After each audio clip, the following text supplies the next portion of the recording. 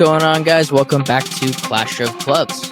I'm Dylan. They just got punched in the mouth. They didn't even know how to react. That is one Derby Diamond. I'm Mila.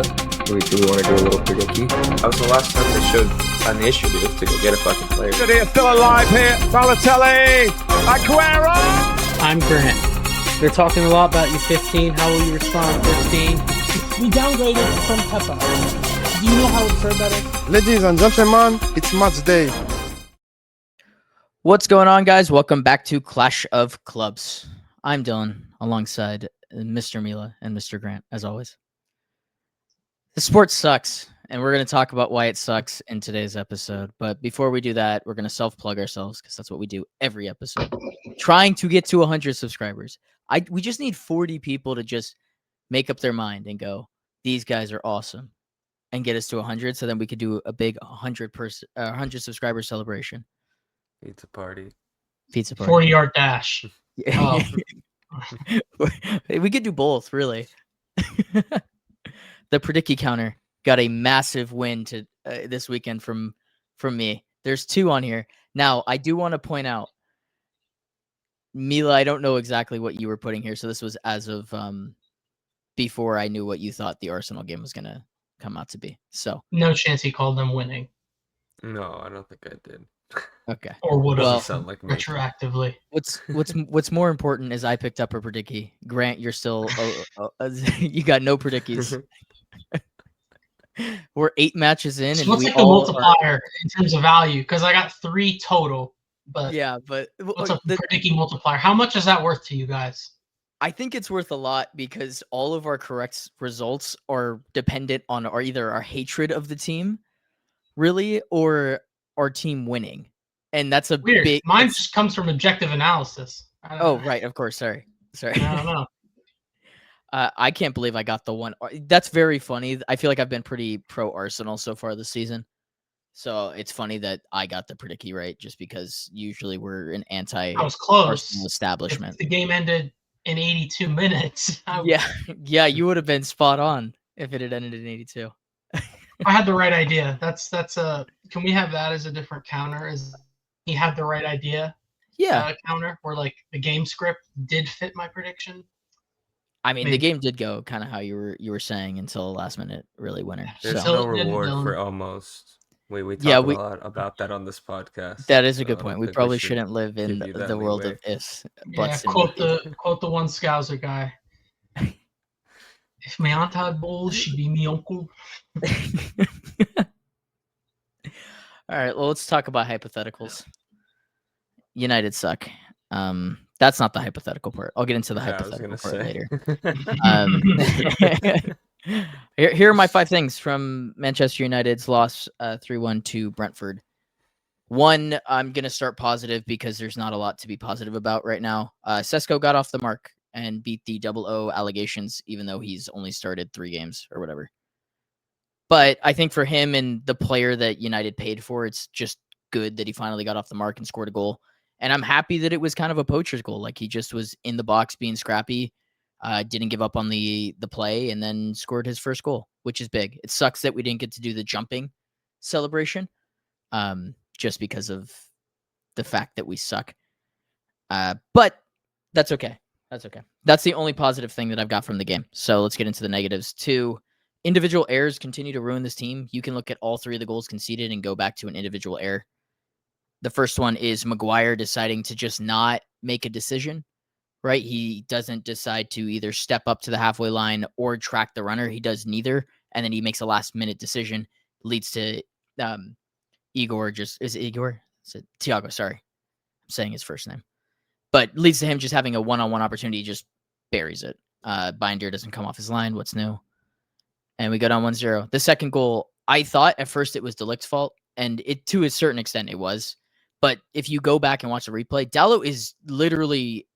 I have no idea what he's doing. He goes from being on the wing to being in the midfield to then going back to the wing. And De Ligt the whole time is like, what the fuck is he doing? And then he loses the ball mid-flight and we concede the second. Which is just terrible. And then the third goal, Mainu's, given the chance to come on and try to make something of the game. He forces a ball when we're kind of pressuring them into their own box, leads to a turnover. Again, Binder had the shot taken straight at him, and he somehow dodged it. He's awful. And I'm just going to jump into 3 because that's my third point. Is like, I can't watch him play another match. I know he made a couple of big saves. That should be the expectation for goalies, is that they bail you out of matches sometimes.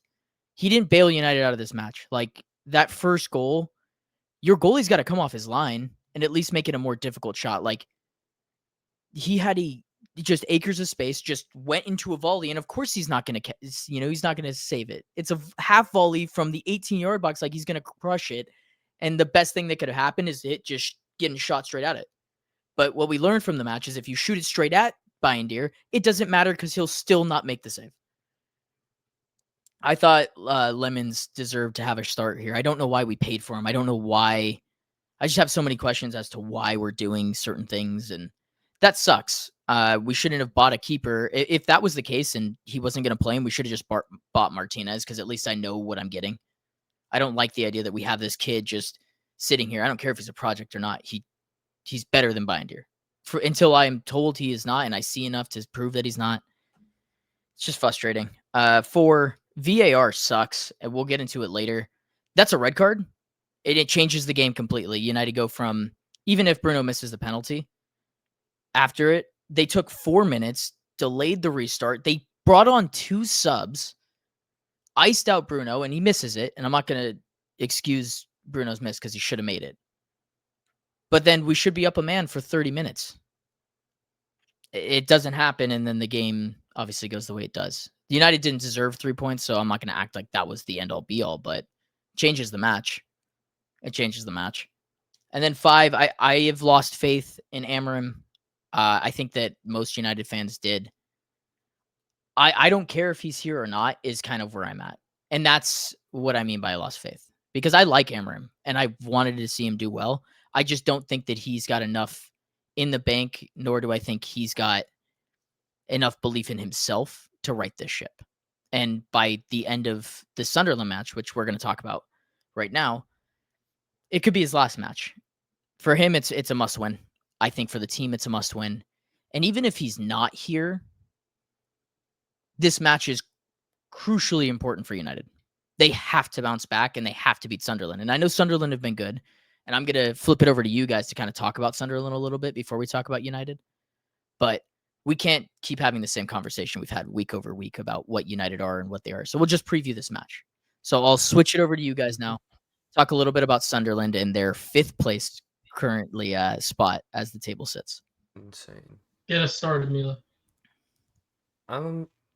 There's a lot of good things to say about them. I think they did a lot of good business in the window. We talked about it, especially with Xhaka, just to bring in a captain in this league and knows the league. Strong, physical, aggressive. Like it just was a smart signing to bring into a team that just got promoted into the league. And on top of that, they have some names that are young names that have been ones to watch that have now developed. I think Daniel Ballard's a good example of that, center back. Guys like Trey Hume that I haven't heard of before, but that are playing pretty good, and then they make other additions to the squad.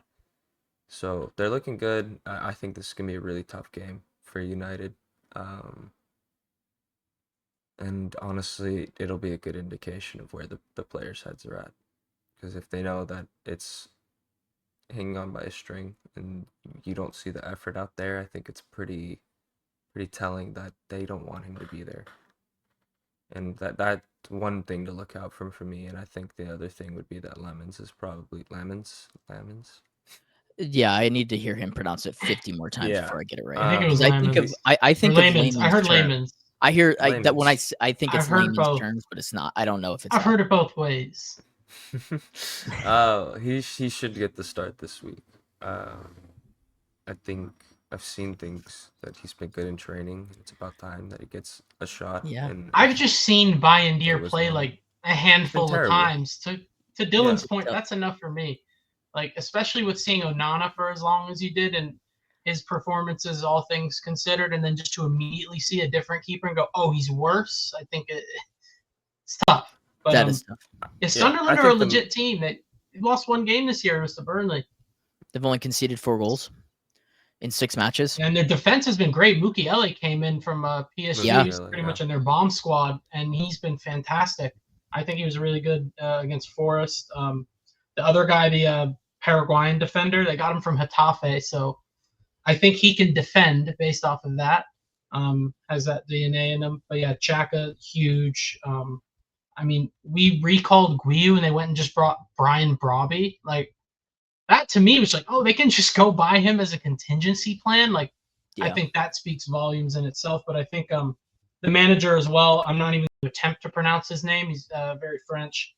But I think he's been fantastic. I think it's been almost a foil of what Amorim's been like. When you come up from the championship, you have to adjust your style of play. You go from dominating a team to now you're the hunted. And I think given all of the players that have come in with a mix of a few of the guys that were still there to help them come up, I didn't even mention the keeper. Also, won't try to pronounce that name, but he's been unreal since the season started for them. I think it's really commendable. I mean, like guys like Lafille have barely even been involved to me this year, and they're still just kind of ticking along. I don't have all the stats in front of me, but compared to the teams last year that came up, it's a whole different ball game. And it's ironic now, but it might be unironic by New Year's. But this legitimately can be a bottom half / relegation level 6-pointer. I mean, Sunderland are in the Champions League spots right now, but yeah, it's a huge game, and I think Dylan, you hit it on the right head. This really could be it for Amorim. I mean, definition of insanity: do the same thing over and over again, expect different results. We're hearing the same stuff. You're not seeing any progress. You're seeing the same stuff. To your point, same substitutions, same center backs coming on, Mount wing back shifts. Like even in the middle of a game, 80th minute, whatever, he's still sticking to that shape no matter what. Maybe it's a sign of defiance. Maybe it's this. Maybe it's that. But I think maybe we know it's time. To your point, you don't really care anymore if it's him, it's someone else. Yeah. You just want to see something different. There needs to be a reaction, whether it's the fan, like you, Dylan, like you're saying, you don't feel anything after games anymore. That's not right.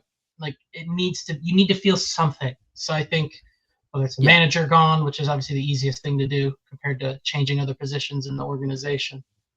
Something does have to change, but yeah, I think losing to Sutherland could be the nail in the coffin. Of course, we gave him his last fucking win. But what were your thoughts? We could even win this game, and it might be his last match. Like I'm not convinced of anything. I think it's an international break after that, right? I think Perfect timing. So look, he might. I know that there's some stipulation in his contract where he might November, leave, and like that. it's a less payout.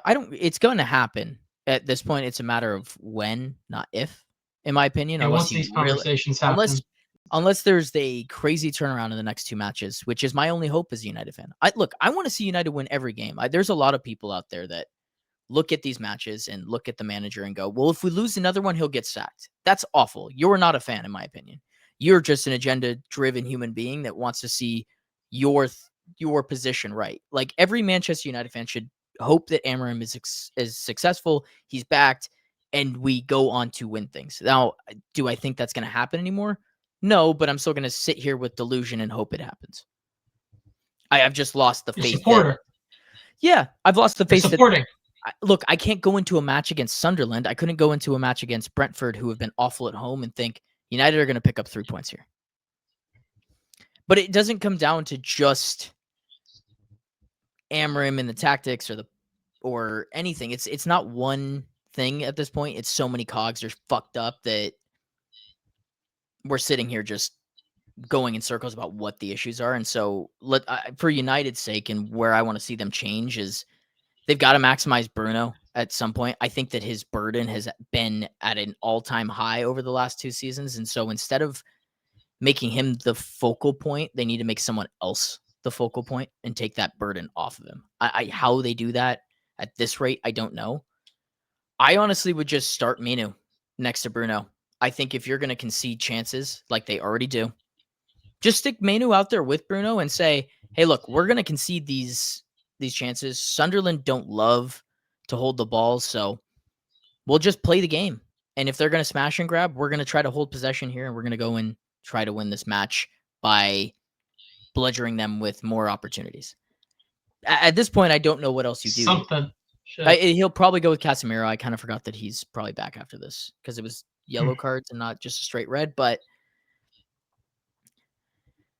I don't even know. I understand wanting to do something radical, but I think that example in particular would just leave you even somehow more open. I don't see how that does it, but I get what you're saying. Like, something needs to be done differently. But again, in my eyes, like you were saying, you hope in a perfect world United don't drop another point ever again. Amorim figures it out. He's the guy. Like, yeah, you're a fan. That's what you want. Objectively neutral, not neutral. I like hate a little bit, but the way I see it is he's not going to change anything. He's not going to do that. I don't think he's capable. But again, we've had that conversation a million fucking times. In terms of this game coming up this weekend, you're probably right about Casemiro being in there. Bruno's load getting lightened, in theory, put him back in one of the 10 positions, give him more freedom, less to worry about in terms of holding the team together. But now you're pushing out one of your shiny new toys. You're not pulling out Cunha. I know we don't want to keep having the same conversation. To me, it just goes back to you can't fit your best players on the same 11 and maximize what they're capable of. So again, it's a conversation we've already had. We've ran that dry. But yeah, it's a philosophical thing when it comes to that. Yeah. What do we think's going to happen? Is it at home?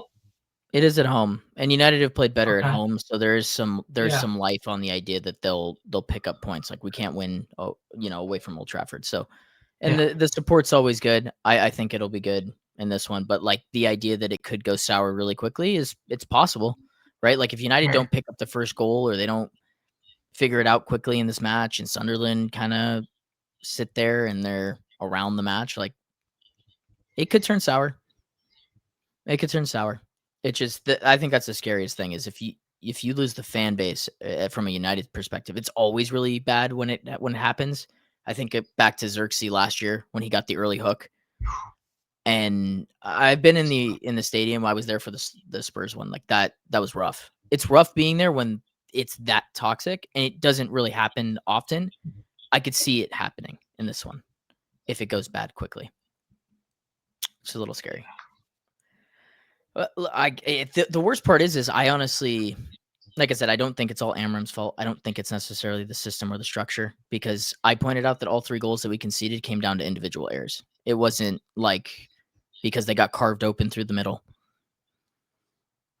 or anything like that. I think it's more just like you can't fit your personnel, like you were saying, Grant. And so you're going to have to put Bruno in that spot, and Manu can't get into the side. And then it's just questions. It creates questions of everyone and everything, and burdens are being asked. If you're winning every game, no one's going to ask because, he knows what he's doing. Yep. I don't know. I'm wrong. And managers do that all the time. Mila, I'm sure you can speak on it. You'll see a lineup, think, what is Pep doing today? And you'll win 4-0. Oh, he knew more than me. I'm sure that's happened to you before. You see the lineup and you think, what the fuck's our manager doing? Then boom, you got it right. It answers a lot of your questions when it works. So to your point, Dylan, when it's the opposite, there's going to be even more questions. And yeah, I think it's done. Should have been done. Yeah, I don't know. I'm trying to think of the ways that United. I'm trying to think of this prediction and win this match. Like, look, if United don't make mistakes, I honestly think they can win the match. It might be ugly, but I think if they score more goals than the other team, I do think there's a chance. That will be helpful if they score more than the other team. But like, Burnley beat them this year. We beat Burnley. Burnley and them were having that means you're going to pepper them. There's a little added tension in that fixture. Sunderland don't score goals though. So like, if that's why I'm saying the point about like limiting the amount of mistakes, because United will hold the possession. I'm assuming. I don't know why they wouldn't. I don't know why Sunderland would rock in. They have been pretty part of the course for a new relegated side or previously relegated side coming up, being like, all right, we're gonna let the big teams hold the ball. We'll hit you on the counter. Mm-hmm. It comes down to 2 things. Like, can United take their chances, which they haven't done this season? Which, if United had taken their chances, like, we probably are looking at this in a different light too. Bruno makes 2 penalties. Like, United are in a much better spot, which is crazy. Would have drafted him in fantasy. And then can they be sound enough on defense? Can they not do what they did against Brentford? Because Brentford actually play to a certain extent some football. Or I mean, I don't. Absolutely. So those are the two questions. And that I don't know. I could see this going very similar to the way that Sunderland played against Aston Villa, and it being this kind of like back and forth, kind of canceling each other out with the way that the styles work, and then it ending like 1-1. Obviously, that Aston Villa game had a red card for Sunderland, but the principle is the same. They have high quality chances, Sunderland. It's just about, do they convert that high quality chance? And so far this season, that's been the MO for United, is to give up high quality chances and then teams convert them and then them be in a hole. So I don't know. Mila, what do you see from the match? Let's do a little predicky and then we'll move on to City. We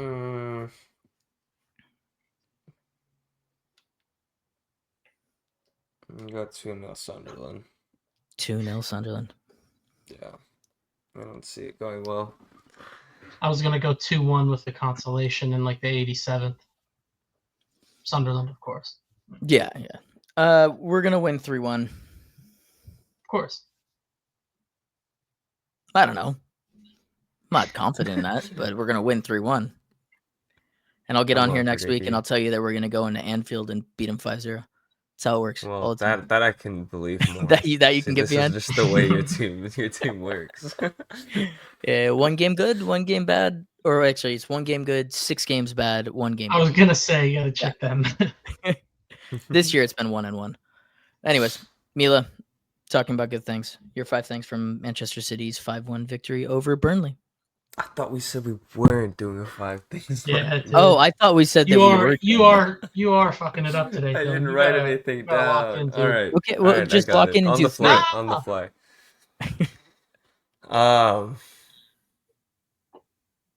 There was so much to take from that game. Nico G. Haaland Let's good. talk about Nico G. Rodri has some pain in his knee, and he said that he couldn't play. So Pep said someone else will play then. This is a literal quote from Pep, kind of just summarizing it. I know, I heard it. It was funny as fuck. And Nico G stepped up again, and he's starting to look like it's weird to say like a mainstay in the team, but he kind of is at this point. He's kind of just the Rodri fill-in, which is his role. He's the understudy. Yeah. But in a recovery season from an ACL for our Ballon d'Or winning guy that we're gonna take carefully, I think he's a great guy to have, and it's gonna be great for his development.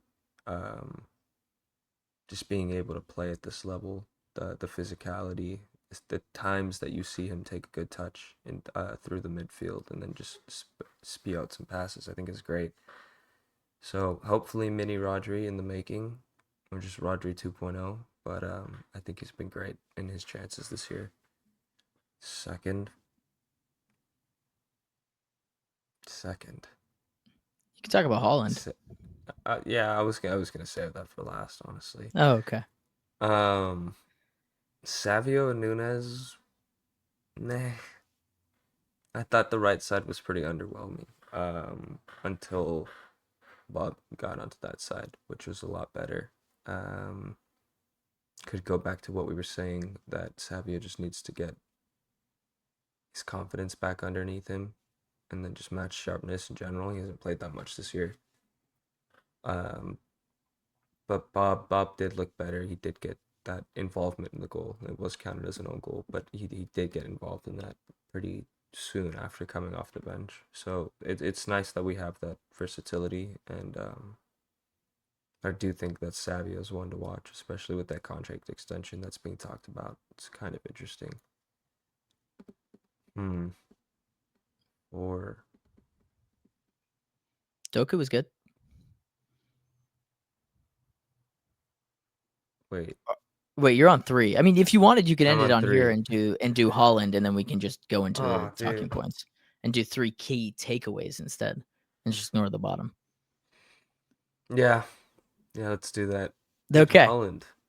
Haaland was insane. He looked like he was half-assing that game, and he walked away with 3 G&A, 2 goals, and an assist.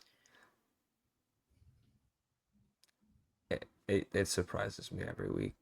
I know what we have, and I'm grateful, but it still appalls me that he's able to do this on a consistent basis. And sometimes even when he's just not trying, he looks like he's unstoppable. Which is a great thing to have. And a lot of the issues I think from last season have kind of gone away, and there seems to be like a refreshed mental attitude towards goal scoring and just playing for City that there wasn't last year. I think that just comes with the team though, and he's been great. Yeah, Haaland. Yeah. We all talked about it going into the season. He was my Ballon d'Or shout for the season. I think I genuinely at this point think it is down to Mbappe and him, and it's gonna come down to who wins more trophies. Or technically the World Cup's gonna have some impact there, but they're both gonna be there. So and this guy is just a machine.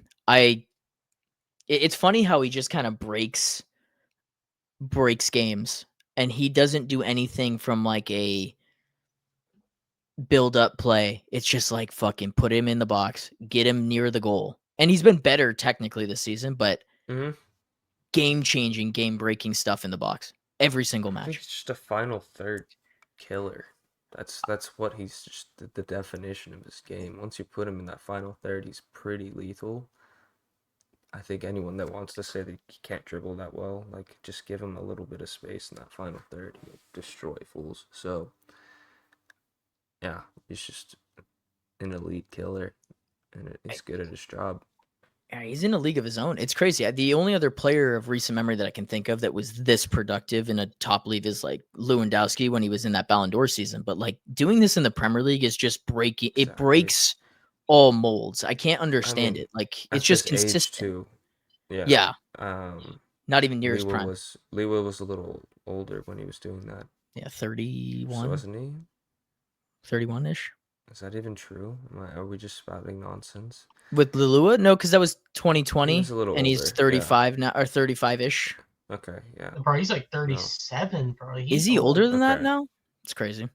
Galaxy. Yeah, I'll he find was out. doing that as an older man. Holland's doing this at our age. 37. I'm Fuck, good. man. He's That's yeah. Crazy stuff. It is crazy. It's I exciting just though. I It is think exciting. yeah, when he has all the technical ability and the physical attributes he has, but also will like die for the club and is an avid fan, childhood fan of the club. I think that's really all you can ask for. The guy that you have on the 10-year contract being the boyhood fan, him, Foden, like O'Reilly coming through. These guys, like this is what you want in the team. It's all coming together right now. It seems like, and Pep's super happy. The squad's happy. I wouldn't be surprised if we ended up winning something. I just don't know what it'll be. It's a long season, so Yeah. You guys aren't out of the league yet. I know that we were saying that early on with the Arsenal match, but I think the league's going to be super chaotic this year. I still don't have a grip on what's going to happen. So you guys are going to be in the running for stuff, and I think that's large part in the second point on the bottom there, which is your guys' defense. Since getting Gvardiol back and Nico O'Reilly kind of just emerging, which we've been talking about for 7 months, which is kind of ridiculous. But those two guys coming back into the side have made that defense look compact and structured and top level again, kind of similar to what that run was in the quadruple year. A little different, but I get the yeah. same kind of vibes. I think with Gvardiol, we kind of all knew what he could do there, and it was more so just let him get fit and get back into the squad so he can just wreak havoc on the league. And then O'Reilly, like it's we all us three knew what he was capable of, but to take his chance with the Ait-Nouri injury, and it honestly looks like Ait-Nouri's not gonna have a spot to go back to once he's back from injury. I forgot about him. He's Nico O'Reilly's played not even like 25 games in the position. Wow. And he looks locked down. He looks like he's understanding his frame a lot more, and it's big fucking frame. The guy has a large physique where he can do a lot on the wing, super quick. I think he's got a lot to work with, and on top of that, he's City Academy bred, so he has the tight space awareness and capabilities to play those passes that he needs to. So, yeah, I think those two, you nailed it, are a big turning point in the defense. Not to mention the goalie. Yeah, the goalie's pretty good. For everyone that was considering him not being very good because they watched him in a PSG side that didn't give a fuck about the league and just won it without even trying. You put him in big moments in big games, it doesn't matter. And City He's got played an big games every intimidation time. factor. I think that's Yeah. one of the craziest things that I wasn't really privy to, just watching him every now and then, but seeing it multiple games in a row, they really got to work for some of the goals. Whereas I think before we saw that on Ederson, but it wasn't because of his shot stopping. It was because our defense was so good at the time that teams would have to whip out a goal of the season to score against us. And Ederson's not going to save those. Now it looks like Donnarumma's going to save half of them, which is a good amount. If we can get back to that point where the defense is not conceding that many chances, and he saves half of what Ederson didn't, I think that the sky's the limit for the team. It's just about keeping it going in the right direction, consistency. It's like we talk about with all of our teams. We're gonna have to pull Donnarumma's pants down again. That's what this sounds like. We're gonna have to do it one more time. Yeah. And play traffic he's against fantastic. You guys. It's fine. Bro, it's not gonna matter. We'll put 2 in our own net. Yeah. My only big questions, because I was busy suffering during your guys' game, so I didn't get to catch it. I saw a 1.8 foot mob rating, bro. Like, is that just because of the 2 own goals, or was he that Unlucky bad? touches, I think. It wasn't really 1.8. You have 2 own goals. You have 2 own goals. It's gonna be bad. Error leading One to does goal the as trick well. already. Exactly. Like, it wasn't a good game by any means, but it wasn't like, oh, this He only guy's misplaced to be 1 blamed. pass. Like, I'm sorry. This is a special moment in the podcast. Like, there's no that we're never It's seeing crazy. something that low ever again. I had to take a No. screenshot. I'm putting it up. What about, remember when Wout Weiss had 2 own goals in like 5 minutes? No. That could have gotten and warranted. Oh, well, it happened. I'm gonna This have is to find crazy, that, so, dude. I'm is sorry. crazy. I have to put this up. That's staying for the rest of the city topic. 1.8 is crazy. 1.8. I'm gonna find that I other think game. he had the header backwards to Haaland for Haaland. Yeah, error leading to goal last along goal. with 2 own So goals. that explains So it. Yeah, it's 3. basically He had 3 3 own goals. A Yeah. hat trick of own goals. He 2.5. should have won man of the match. It should have just been a toilet. It should have been a toilet. Yeah, reverse it for City. Give him an 8.1. I do think the own goals were a little Harsh. unfortunate. Yeah, but it happens. We were not great in the first half, and then Turned it on. Nice. Wout Weiss got a 4 rating for 2 own goals. Tough. 1.8, man. Fuck. Tough. I mean, I'm genuinely. This is the most shocking thing that's happened on the podcast. So 1.8 discovery is. I've never seen a rating that low. I didn't know That's it what I'm could saying. get I that had to bad. pull it up. see this. Well, because Wout Weiss had 2 own goals and he got a 4 rating. 4 Yeah. flats. They only conceded Without 2. an So the error error leading to goal. Yeah, that'll. So that'll what would have do made man. it?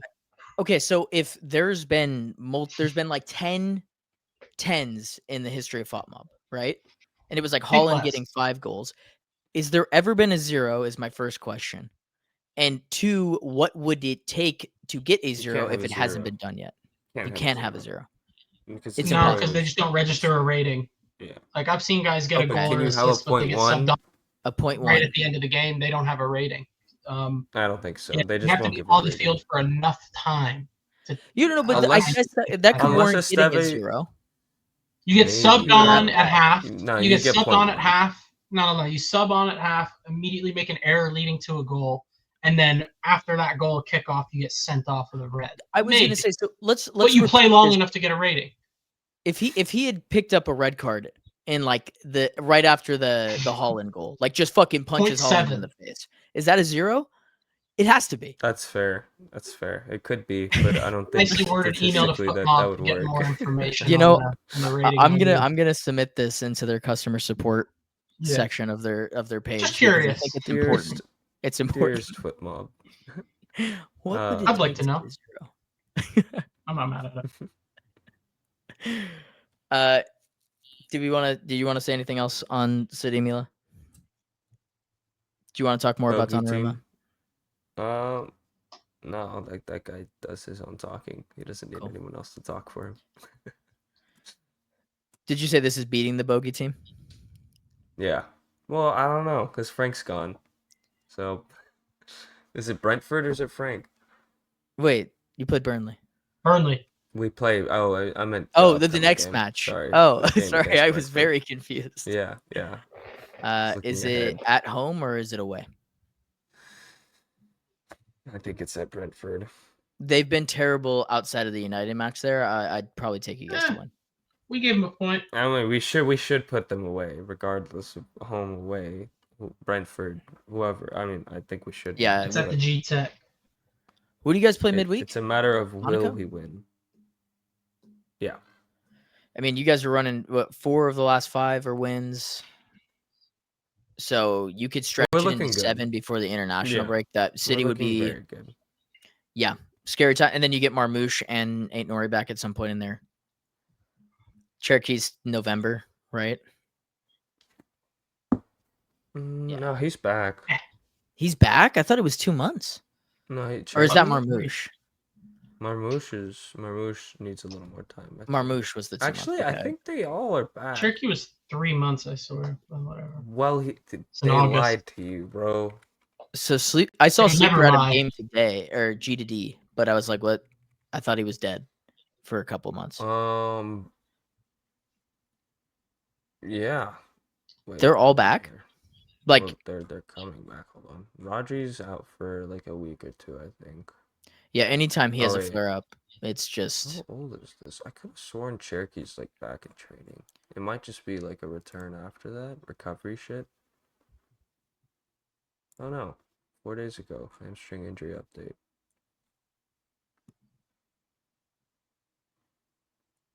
Yeah, I would say after the international break. okay. So you get, I mean, that's good Probably times just to be gonna a rehab City till fan. then. Yeah. And then is it you guys? No, you guys have already had a pretty difficult start. So up and up for City. Yeah, we just gotta play 2 at some point. I don't know when we play them. We play Chelsea in January, so that's not something to worry about for a while. Yeah, it's just getting through the group stages, champs, and then continuing to roll. Onward. Alrighty, Grant, are you ready? No. All right. Well, Misery and will be. Pain deserves a partner, and I deserve a partner. So you're up. Hell yeah. Brilliant. Where to start? I mean, I'm just so happy. First thing I learned, the lack of experience bit us in the ass again. I think that's both the players on the field along with the manager. Andre Santos gives the ball away, and Chalobah, who's one of our more experienced players, denies a goal-scoring opportunity for the second week in a row after the manager said in public, I'd rather have 11 men. Just a frustrating error, self-capitulating again. Maresca admitted it today in a presser. Yeah, I think I got those wrong, so I like the accountability in terms of getting it wrong with 10 men. But we keep shooting ourselves in the foot. I'd love that trend to stop, but it's another thing I've learned. Second thing I learned, again, these are probably more overarching, but fans and just people in general need to remember the context of just our current situation. They get very upset and immediately got to blame someone. It usually ends up being the manager. I was shocked. I wasn't. But, I mean, 4 of the last 5 games we've lost, which is over a span of 6 months, 4 red cards. Like, Is that stat game in the against league? Brighton? Yeah. Okay. Because Brighton Munich, Bayern gave us some business with 11 men. But yeah, it's very frustrating. but you need to remember the context. Like in that game itself, I thought we looked fantastic throughout the whole first half. Thought the setup was fantastic given the context, injuries, all that shit. I thought we looked really good. So you got to remember these things instead of just immediately jumping on a train of hate. The third thing I remember, looks like I already talked about it a little bit. Maresca's learning on the job too. To what I kind of spoke on earlier, he admitted that he got it wrong with 10 men. I like that he's accountable. He's not scared to admit that. Not going to die on the stupid sword of subbing on defenders and getting it wrong for whatever reasons. Just in the Brighton game, bringing on Gusto for Esteval. I mean, that Gusto cameo was absolutely horrific. It was genuinely hard to watch. I understood it in real time. It was like, okay, we bring on a defender for an attacker. He can get up and down, serve as an attacker. He helped Brighton attack. He did not help us attack. That was a Hall of Shame cameo from him. And Maresca got it wrong. I guess we'll need to have a crisis meeting over international break on how to game plan with 10 men because they thought they would go with Jackson leaving. Not at all. Fourth thing, I think I've mentioned this before. Fitness issues are not getting any better. Santos, João Pedro, Caicedo, all questionable for tomorrow's game against Benfica. I imagine Caicedo will play because he is invincible, knock on wood. But this isn't going away anytime soon. So this is just something you're going to have to adapt to. It's one of those things that's out of our control. Same thing on how I kind of speak on with like VAR and refs being bad, also out of your control. So what we can control is this lack of experience. But again, going back to last year, that was a big talking point we had during that slump, and we saw leaders grow from that. So this is another good opportunity for people to rise out of the pack. So it's important. And then on the fifth thing, what will help us do that is support. Support is crucial. Our manager consistently begs for our fans to support their club. It's very sad, but it has to be done. I don't think any other fan base, I mean, if you look at the table, I think we alluded to it talking about City's title charge or title hopes.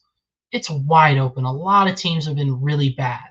Like, it's just kind of evening out to where it's still an open race. I don't think City fans, I don't know if you guys are home or away, Mila, but if they were at home, I don't think Pep would have to beg for the support. I think the fans understand, Champions League night, we got to get up. We got to get behind our team. Our fans are going to be chanting for Abramovich 5 minutes into the game and wanting Mourinho back because he's going to be there. It's very predictable stuff, but it's sad. We need to support these guys. I think I've done a decent job of it, but I wasn't a big fan of the Garnacho signing. He's a Chelsea player. I'm supporting him. I need him to do well. He's wearing the badge. That's what's important. So to Dylan's point earlier, regardless of who the manager is or who the players are, it's the badge. Do you support this team or do you support having a childish argument? Regardless of my gripes with who's running things and who's doing what, it's the same team. I want them to win. So that's something that the fans need to fucking learn. But that's the fifth thing that I took away from our 3-1 defeat to Brighton. Yeah, tough one. I watched this one over the very good matchup of Burnley versus Man City because I clearly knew what I was going to be watching. The idea that people are getting angry at Maresca for this is crazy. It gets me angry. It does get me angry to a point. It's crazy that they needed a whole press run to tell you that they back their manager that has. Because it was our fucking journalists talking about it. It was our own journalists fear-mongering. It's insane. It is insane. I do not get how you can rationally get there. Like, are you that mad about a manager not being good with 10 men? And people bring up Tuchel 21-22 against Liverpool. We went down to 10 men, 1-1 at Anfield, and it was a 1-1 draw. Maybe if we had Thiago Silva, Rudiger, and Christensen, that would help. We don't have those guys. We do not have them. And if we want to talk about Tuchel with 10 men, which again, that was a circumstantial point that one game, look at the West Brom game his first year. They got tattered. You know what I mean? Like, it's stupid arguments. it's emotional, and I think Dylan spoke on it in the United section, but put it perfectly. Like, they'd rather be right about this childish argument than actually looking at this objectively and saying, Mhm. what am I mad at? I'm not mad at his decision making with 10 men. I'm mad at how we go down to 10 men. It's petulant decision making. It's immature, which was something we've identified, and not just us three. I think a lot of people have identified it as a big hole in our squad. That lack of experience. Everyone loves talking about it, but no one has a solution to it. I've been up and down with my backing, if you will, of the sporting directors, but they're the ones who you should be angry at. They're the reason we have no other options but teenagers who are unproven. They're the reason our 2 center back assets are out on loan and we don't have any to play right now. They're playing Monopoly. They're turning profits, and I despise some of the things, most of the things Carragher said about the club, but most recently he was right in terms of, where are you going with this? Are you continuing to just try and make a profit? And again, that's the hole we've dug ourselves into. We need to sell, we need to make a profit, whatever. But what is the end goal? In my opinion, it was, once you see a core and a group of guys, including the coach, that has what it takes, okay, now we can start to sprinkle in the pieces that make the most sense. I like Jamie Gittins. I understand the profile of Garnacho and why we signed that. Neither of them are getting ticked. It's early. I will say that. It's an important caveat, but my perception is, Tyreek George, the one who was some paperwork away from being permanently gone, he's the one that's going up top. I think that's him directly saying, these are the toys I was given to play with. The flip side of the coin is, he knew exactly what he was signing up for with this job. Pochettino left. It was a mutual agreement because he didn't get input. So they know exactly what they are. They're head coaches. But from how I understand it, his input is the profile of player he's looking for. And then the freak sporting directors go find a 17-year-old who will be ready in a few years. That's the frustrating part. I just think there's a disconnect. I think you can rationalize where these problems are. It's less of a scavenger hunt compared to, let's say, United, where you can't really identify these problems. I think there's more than enough evidence to be able to identify our problems. We keep making really stupid errors. And we just went on a really good run of form. Now we're on a bad run of form. That happens with young teams, but you can identify. It's not a systemic thing. We're playing bad football and, it's archaic. None of those things. We are playing with less players. That's the problem. So I just get really frustrated, and the worst part is it's our own fans, which then leads to opposing fans. It's food. It's low-hanging fruit. It's really easy to just go at these guys because their own fans don't stand up for them. Every week I scroll and I see Enzo Fernandez is fat. He's useless. He walks into a lot of teams. Yeah. Like, I do not get hating your own players more than the rest. It's boggling. I don't think it's ever going to change until you get majors. That's just how this fan base is, I think. But it's really frustrating. It's just anger misdirected. Someone's got to hear it. That's the right word. It's misdirected, Mila. It's definitely misdirected, but I think this was just to be expected. Were most fans not happy with the transfer window at the time? I thought they were relatively okay with it. Post-Club World Cup, because again, we did most of our business off that. But that's of course. Well, João Pedro walked into our team and scored a bunch of goals to win us the tournament. Yeah, so I think once that was won, we thought, we're back now. This isn't the Conference League. This is a major tournament. We just beat the European champions. Now we're going to show this intent that we've been waiting for. That was the turning point that a lot of fans were expecting something to come in, bring in Xavi, bring in a big name center back, call Milan, give him the extra 10 million, go get Mayon. I think a lot of fans were expecting that. Okay. But that never came. We got Buonanotte on loan, Xavi Simons, we never put a bid in, and Hatzo came in, which was again good business, but there's nothing other than really João Pedro on paper that walks into your team. Hatzo's a good signing, but not what you guys needed. For the future. I think you have a lot He's of 19 years old. A lot of that. Again, it goes back to Stocks not being able to play footy. Yeah. Correct. They'll make you money maybe in a year or 2, or maybe 4 or 5. It doesn't. Who knows? Their value is increasing. Can't play footy at the moment. and you need, like, we talked about it so much, so it just feels redundant, like saying it over and over again. But these Premier League teams need experience to win the Premier League. So if you're gonna play stocks, then you guys can't have the expectation to win the Premier League. I feel like, even though it Yeah, looked I like don't that, think and I that think is we the were all a little expectation. higher on That's you the guys. crazy part. Yeah, The expectation, and it was always this for me, is top four, but you're not competing, but like you're not worried about missing out on it. You're competing in and around the top four, and you make some cup runs, like a deep, legit cup run. And again, that's more of an eye testing, but like we want to prove that we're on this level essentially. I feel like those are That's what I all think the targets still, though. expectation That's the is, thing. So I and think that's not it's a far little bit off. of, yeah, it's a little lost in where you sit, almost, not you, but just the fan base as a whole.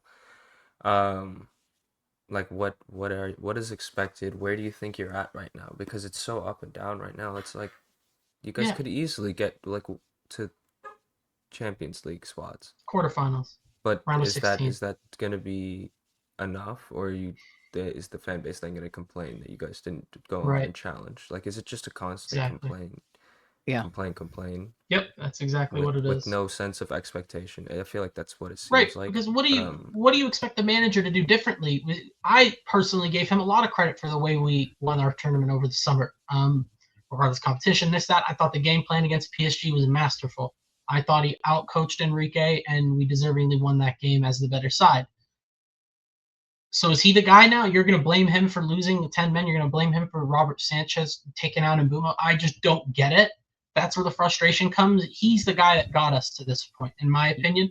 We've had the conversation about Arteta before where it's like, is he the guy to get you to the next level? It's been 5 years. It's different. This guy, it's been, 2 months since he won that trophy? And it's already, oh my God, we need to get Mourinho back if we lose tomorrow. It's outrageous. But to your point, Mila, they don't know what they want, so they complain. That's really the crux of it. And it also just lets every other fan beat you up as soon as you lose a game. I think personally, my expectation was another bumpy road, a lot less bumpy than last year, but we're not there yet. I was, I think, aware of that. Never my expectation to go win the league this year. But I think I expected the valleys to be a little later. I still thought we'd ride the high of the summer a little longer. I was wrong. I still think it's going to come back. I don't think this is what we are, unless we keep getting guys sent off. But it's a long fucking season. I don't think it's too telling just yet. I think there's lots of peaks and valleys throughout the season. It's going to stabilize compared to what it was last year, and then the year after that, it's about progress. And I think we've seen enough tangible progress to back the manager. I have no qualms with him.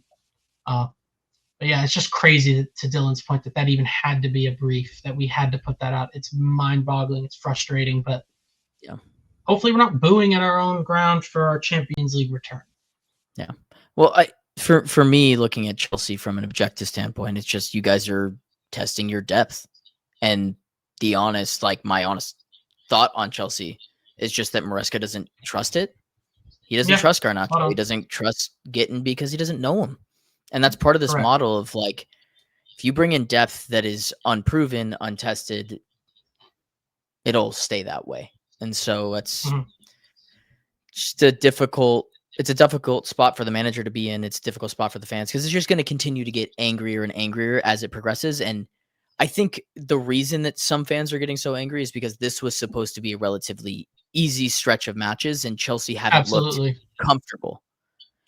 Yeah, and I think coming off a tournament where you guys looked relatively comfortable and you beat PSG comfortably, the expectation was like, let's just fucking bomb on. But that's not realistic. You played an after-season tournament, which you guys looked great in, and then have been bludgeoned by injuries and have had men sent off in 2 of the last 6. Like it's just not a recipe for success. Injury-wise, yeah. And you guys hard to take a lot away from, and it's frustrating because I thought that first half was great. Hato played center back. We had a 2 in the back shape, which we usually haven't seen from Maresca. There were so many positives. I really liked it. Cucurella and Reece were both in midfield. Enzo and Santo, it looked really good. It looked cohesive, and it was different than what we've seen setup wise. Hato at center back, all of these things, that might be a solution. I think we're going to see more of that, by the way, especially with his recovery pace. I don't think it's what we signed him for, but he's going to have to do it. To Dylan's point, these are young players that we haven't seen in this league.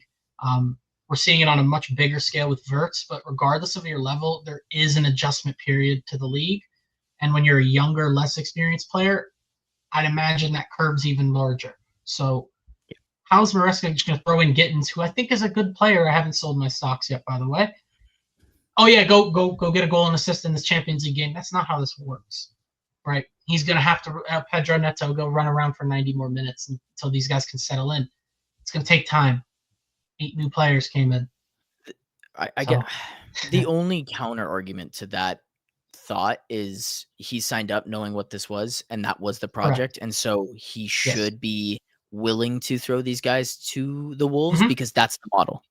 And that's what he knew. He knew. I think that's and he signed up for it. And so I can understand both sides of that argument. Like I lean more on the idea of like it's kind of just Chelsea, but I also could view the idea of like you knew this is very well what the model is. You were signing up to have young guys coming in constantly. That's your depth. Enjoy. And he said it. He's been on the record about saying this during his interview. Like this squad will compete for the top in this league for the next decade, whatever. So his expectation is, young players will continue to grow. He's good with young players, all that. Yeah. So yes, he knew exactly what he was signing up for. I think what this is, obviously injuries play a part, like Colwell, but I can do something with this group. If you guys want to go to the next level, here's who we should bring in. I'm sure that's what his sort of perspective thoughts are on it. But to your point, Dylan, he knew exactly what he was signing up for. This is not a shock. Look, that's just my reading of the situation from what other fans. You think his past season got credit in the bank from these sporting directors, but those guys got a 6-year extension before the window shut, which is it's asinine. I think that's awful business. I don't know what they did to earn that. Again, that's where my anger goes. That's where I direct it. I don't know why we did that. I don't think they earned that. But again, what am I going to do? I don't have any say in this.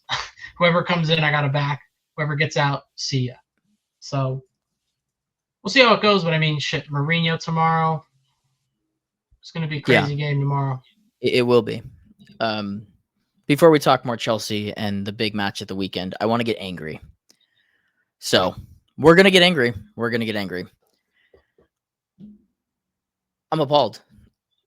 If you follow us on TikTok or you're not following us on TikTok, I had about a minute rant on this. I think it's fucking ludicrous. I don't know how there's human beings on planet Earth that look at this and go, there's not enough evidence, or that you don't think there's enough evidence, or you don't think this is a handball. The fact that this was checked, cleared, and moved on, and Liverpool got a goal from this is fucking atrocious. Wait, bro. It's a shadow, bro. Right. Because that's how the fucking their goal shouldn't have counted, bro. Oh, because of the extra time. You're so right. You know what?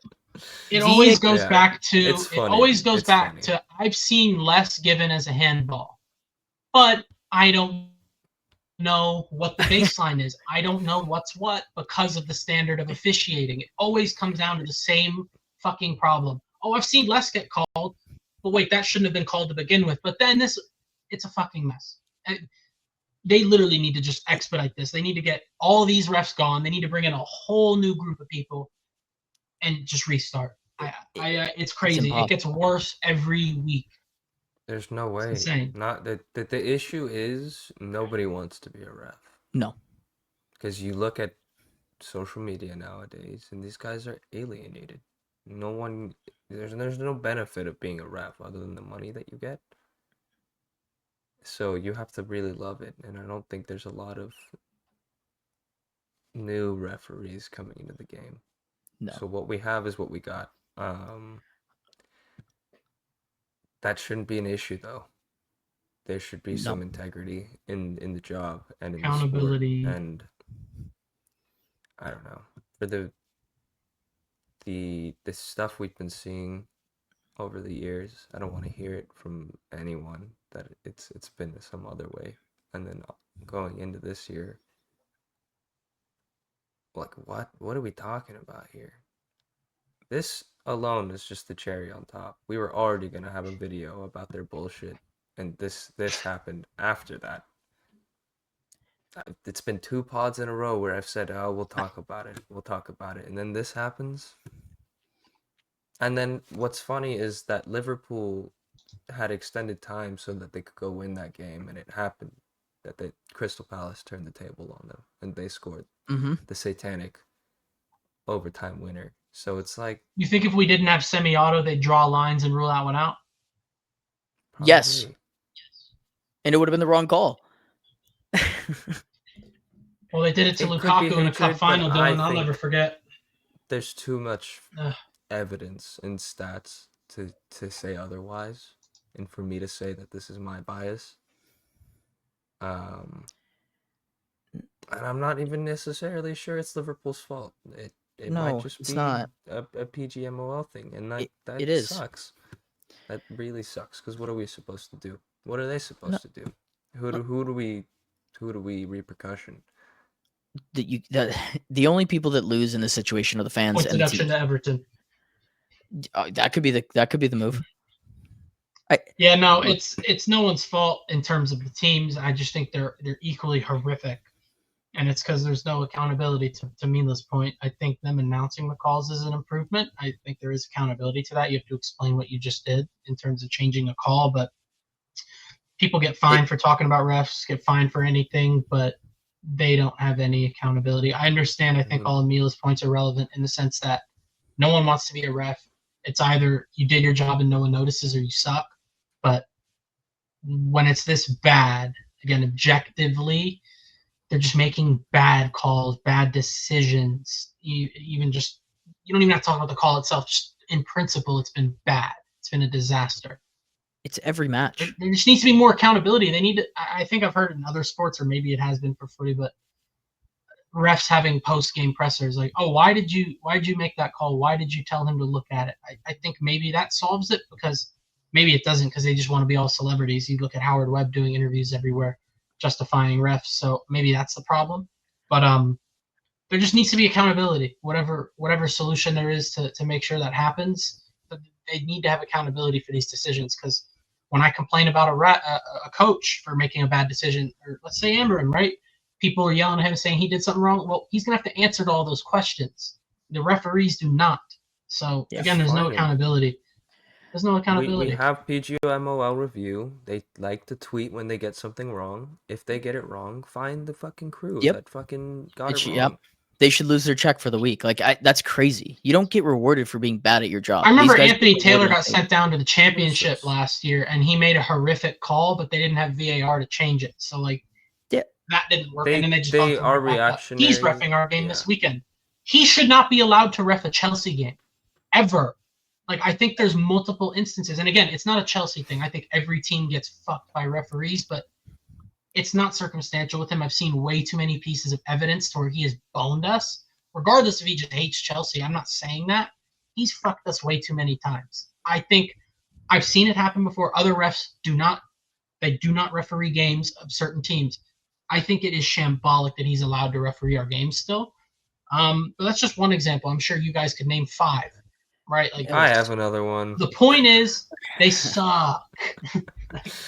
Look, I think, like, simply put, I saw the hand of God from Maradona and went, that's awesome. I'm never going to see that in my lifetime. My grandpa was there. I saw it in my lifetime. Me and your grandpa have seen 2 hands of gods that were given in matches, and they could have completely changed it. I'm happy that for Palace, they ended up getting the winner and there was some justice served. And yes, that is the definition of justice. If you are wrongly done and you end up overcoming those odds, that's justice. Anyways, but like, also, like, we didn't even talk about it. The United match with the red card, they said they literally put out a statement that was because he wasn't in control of the ball. That's nowhere in the letter of the law, which is crazy. We all have computers. We all have phones. You can literally look at. Yeah, that's not okay to me. The accountability of, like, we can just make shit up on the fly, and whatever we say, and use the comments. That goes. What? What do you mean whatever you say goes? That's not how that works. There's a fucking Bible for referees. It's a Bible. It should be Section A, Statement B says this. If it's not in there, then you have to make the right decision. And I don't know how we continue to make the wrong decisions with a system that is supposed to correct decisions. it's like it's just we gave them more power. I honestly thought VAR was a great thing to introduce, and now I'm totally walking it back. Like, it's just changing matches. I can't even watch a game and see a goal and be like, it's gonna get overturned. Oh, you like, can't it celebrate. sucks. Yeah. You can't celebrate. I do think it's somewhere in between of what you're saying, Absolutely. and also that the rule book needs a little bit of adjusting with the True. introduction of something VAR. Can we bring up that clip, that Yeah. screenshot? Give me Because this one- to me is insane, and I know And I will preface. nope, No, I'm wrong sorry. one. Like, yeah, the Sorry, letter of the other law one. being other if it one, hits a different, this one. if Oh, it hits a sorry. different body Wrong part one. before the hand, Yeah. it's not a handball. That's the rule of the law. But This is crazy. your point. Yes, I understand that it is legal that he did this, but it should not Yeah. be legal. This is goalkeeping. Like, this is what Raya should have been doing in this situation, not your center back. So to say, oh, it touched his shin pad, so it's okay. Like, fuck off. it's He not blocked the meant for this fucking- instance. Is blocked your the point? play. Yeah, if it it's didn't like, hit it his shin needs to be pad. situational. Yeah. And I think Because most of the time that rule also means might like be if it the hits issue, off, though. It is you're- situational. They They're- interpret it when they want to interpret it. Yeah, the gray Because is I do too think gray. if that's the other way around, that is a penalty for Arsenal.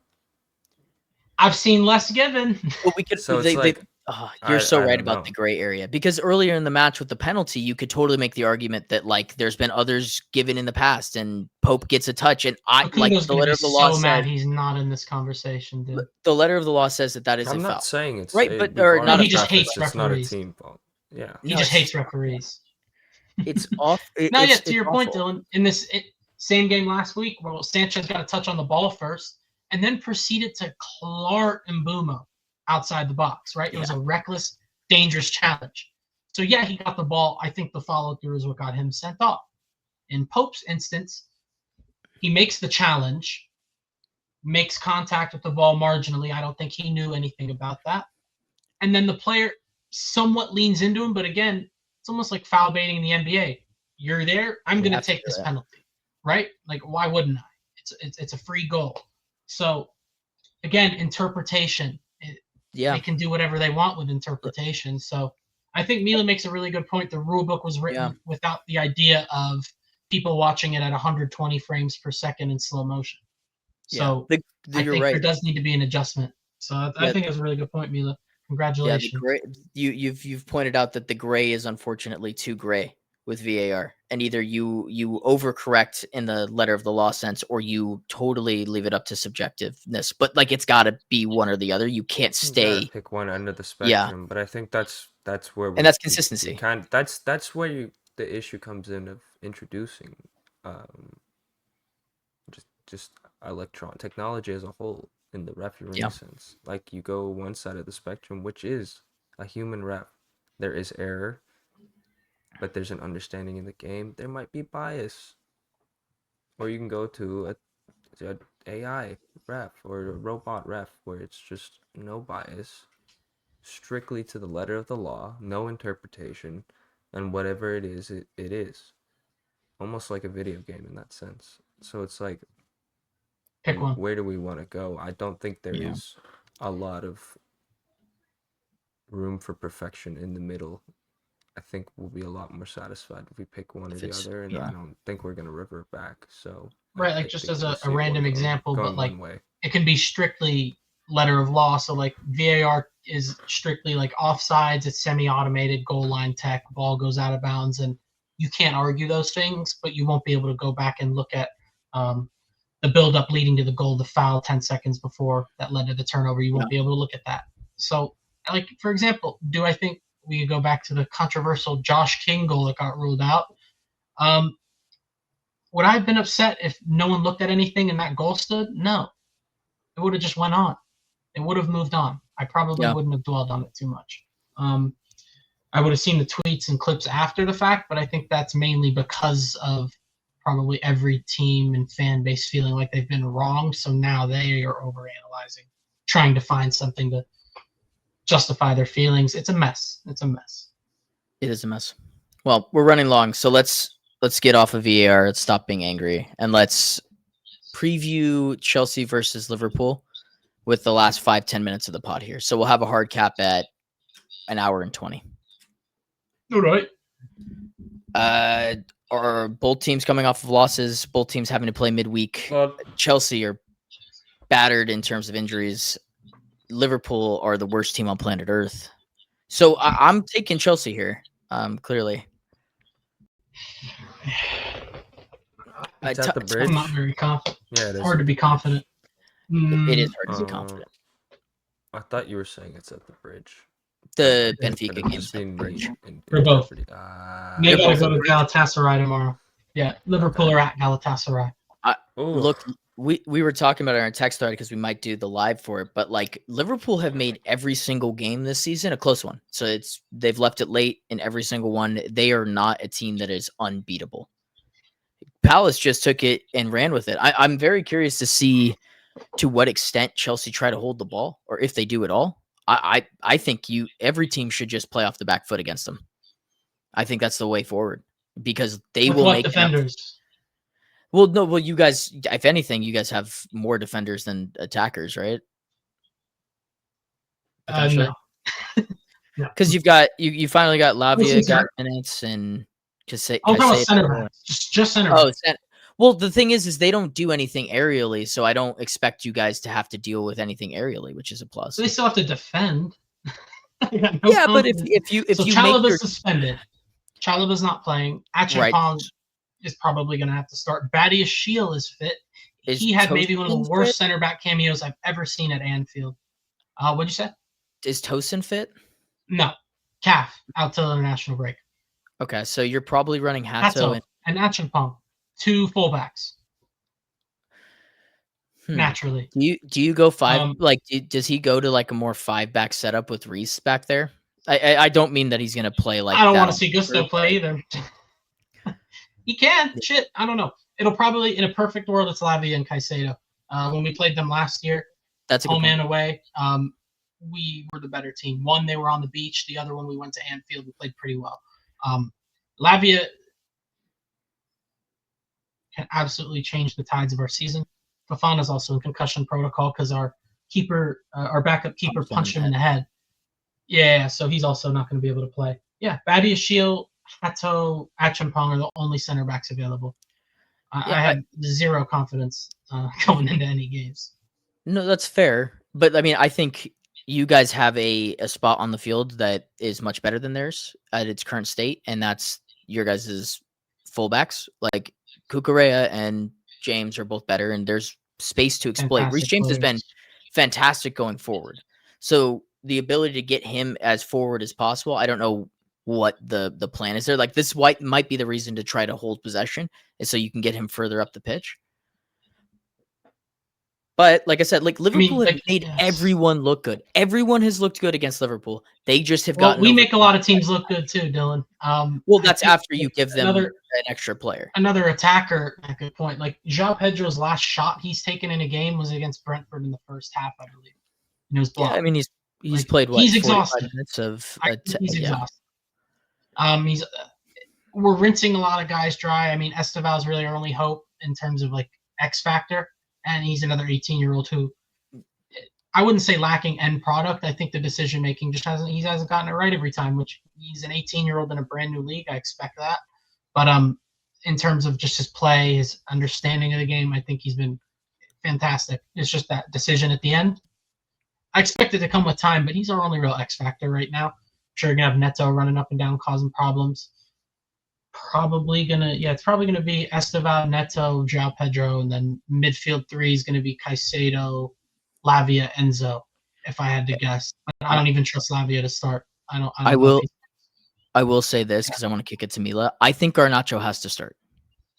He hasn't started yet in the league game. I think he has to start. If there was one player and I would look at the team sheet and be like, this just makes sense. It's the guy who played for Manchester United, understands this that team more than anything. Like he's been in the matches where they've attacked Liverpool off the back foot. He didn't start him against Man United though. So yeah, but that's because that was his boyhood club. There's a lot more in terms of like that, but like Gittins doesn't understand could you he's wired to hate Liverpool. That is what Manchester United players are supposed to do. Like, and because I think you guys are going to play off the back foot. So I'll kick it to Mila here. I just think he needs to start. Do you somewhat agree with that, Mila? I don't think he needs to start. I think, like what you're saying, Liverpool will kind of leave it open until the last minute. So if Chelsea can take care of business, I think just rolling out a competent lineup with as little mistakes as possible is probably the way to go. So if anything, I might be on the opposite That's fair process, and throwing him into a game like this, and hoping for less mistakes is a little concerning. I can see him trying to do too much. I think Neto's 100% starting. And then Esteval's our only. I think he has to start from the little we've seen of him because we keep getting red cards. I think he's shown that X factor, something that we lack without Palmer. So again, I think it's him, Neto, João Pedro, Enzo Lavia, Caicedo would be fantastic. And then to Dylan's point, those are two really high-level fullbacks. Sanchez, bar that red card, he's been in great form. Center backs are the big question mark. I think it comes down to how well they play. Konate's been run ragged by a lot of guys this season. I think hopefully we can give him similar issues. But yeah, it's going to be tough. Being at home, we gotta get on it early. We gotta score an early goal, get the fans behind us, which takes a lot, unfortunately. But yeah, it's absolutely doable. To Dylan's point, Liverpool have made a lot of attacks look good and clicking. To the contrary, book it here. Wirtz will get on the board. Wirtz will contribute to a goal. This will be. Are you kidding me? It's the most obvious script. It's a lock. That's my lock. Is that whether it's a goal or assist, he's getting GA in this game. I think we'll let that happen. That's the only thing I know for certain, though. Yeah, we don't even know how they're going to line up. It might be the first time they play Ekitike and Isak together. I saw something that they might play a diamond. Ekitike's banned, I thought. Or no, is it gone now? No, he only got the one because it was a second yellow. Yeah, this weekend was it gone? No, they're not going to bench Salah doing a diamond. Salah doesn't play. He has been pretty bad. Well, he would be on the right. Wirtz assist to Salah. Yeah, obvious. The diamond is just in the forward line. Sorry, that doesn't. That's how people explained it. It's just it's a 4-4-2. Diamond isn't that just or a 4-1-2-1-2, and the diamond is in a 4-1-2-1-2 kind of vibe. Look, Salah's playing in the midfield. No, he's playing off the right. 4-1-2-1-2 off the right. Wide 4-1-2 up top. Oh, wide 4-1. Oh, like one midfielder and 5 attackers. Yes, like a single pivot, which would be your. It would be probably. I don't think anyone can. What's his name? I hope they do that against us. I hope they do that. They're going to be insane. They bought Ekitike. They're gonna roll out that at some point. I don't know if it'll be this match, but it will happen. I don't know how it'll work, but it'll happen. I mean, to Grant's point, they are lacking in the center backs right now. If there was a game to test the center backs, it could be this one. It probably would be this game. I don't think there's a lot of players on that Chelsea squad when fit that can handle Ekitike and Isak at one time, let alone when they're this injured.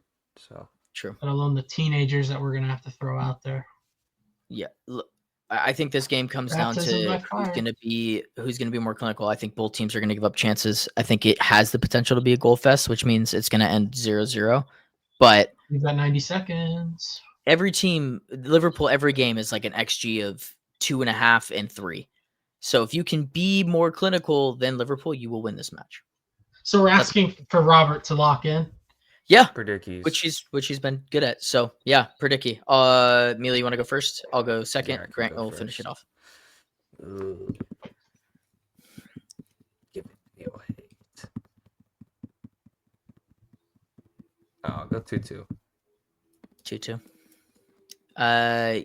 Give me 3-2 Chels. Goal fest. 3-1 Liverpool. Wow. 2-1. Back to back. 2-1 Liverpool. 2-1 Liverpool. Wow. I think that's the first time any of us have predicted our own team to lose. I mean, like, I'm sorry. Like, just look at the No. Look, you're trying to you're taking the bettors approach. That's smart. Oh, yeah, make me fucking wrong, bro. I beg. I'm going off of hate. That's just what I do. And I to be fucking fair, beg. the only teams that have taken points off Liverpool are the only undefeated team in the Premier League right now. Yeah, they're pretty So- fucking. Hey, we yeah, took a Palace point are off fucking them awesome. at home. Thank God for Chris Richards. He's going to save the national team. All right. Well, we'll With wrap that, it up manager. there. We'll wrap it up there. So from myself, Grant, Mila, and all of our random awful thoughts about VAR. We have been Clash of Clubs. This has been episode 64, and we will see you guys in the next. 2 words for him. Different gravy. Glorious goal! Wreathed in red. We're really seeing the most extraordinary finish here. On this day of days, has he delivered? Just magnificent!